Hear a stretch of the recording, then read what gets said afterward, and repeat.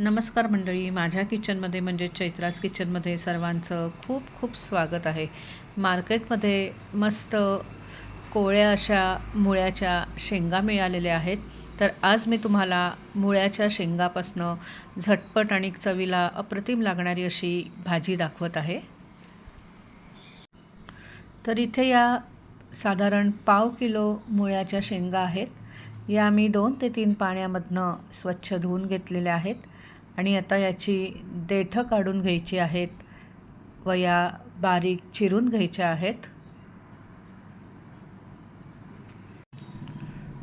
तर आता अशा प्रकारे मी या सगळ्या शेंगा चिरून घेतलेल्या आहेत.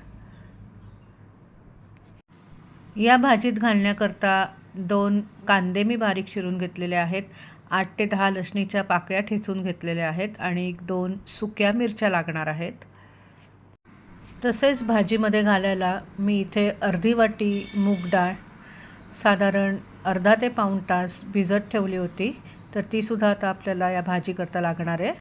कढईत मी 2 टेबलस्पून तेल घेतलेलं आहे. तेल छान तापलेलं आहे.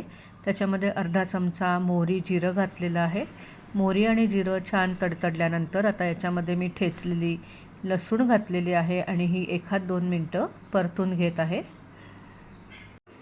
लसूण छान परतून झाल्यानंतर याच्यामध्ये मी लाल सुक्या मिरच्या, कांदा आणि अर्धा चमचा हळद व हिंग घातलेलं आहे आणि हे साधारण 2 ते 3 मिनटं मंद आचेवर परतून घ्यायचं आहे. त्यानंतर आता याच्यामध्ये मी ही भिजलेली मूग डाळ घातलेली आहे आणि ही मूग डाळसुद्धा साधारण 1-2 मिनटं छान परतून घ्यायची आहे. त्यानंतर आता याच्यामध्ये मी या चिरलेल्या मुळ्याच्या शेंगा घातलेल्या आहेत. या मुळ्याच्या शेंगा याच्यात घातल्यानंतर मी याच्यावर झाकण ठेवून याला एक मोठी वाफ आणून दिलेली आहे आणि त्यानंतर आता याच्यामध्ये चवीनुसार मीठ घातलेलं आहे.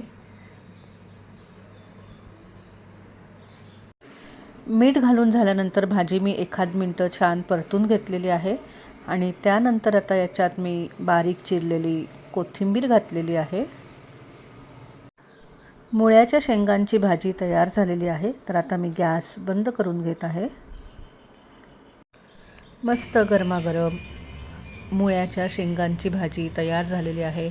मार्केटमध्ये सध्या या शेंगा छान उपलब्ध आहेत. बनवायला अतिशय सोपी आणि चवीला अप्रतिम लागणारी अशी ही भाजी झालेली आहे. तेव्हा तुम्ही ही रेसिपी नक्की करून बघा. धन्यवाद. Bye bye.